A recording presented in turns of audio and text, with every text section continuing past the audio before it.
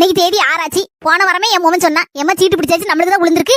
1,00,000 ரூபாய் சீட்டு 95,000 வரும். 5ஆம் தேதி கிட்ட காலையில கொண்டு வந்து கொடுத்தேன்னு சொல்லியிருக்காங்க அப்படின்னா போன சீட்டு எடுத்து என் கையில தந்தா. இப்ப கல்யாணம் பிடிச்சாச்சுல, பொண்டாட்டி கையில கொண்டு கொடுத்துருப்பான் போல இருக்கு. ஓமோ கட்டா மாதிரி கையில வாங்கி வச்சுக்கிட்டு நம்மகிட்ட ஒரு வார்த்தை சொல்லிலையே இவா. இதை இப்படி விடப்படாத. புது மருமகளே எத்தை கூப்பிட்டியலா?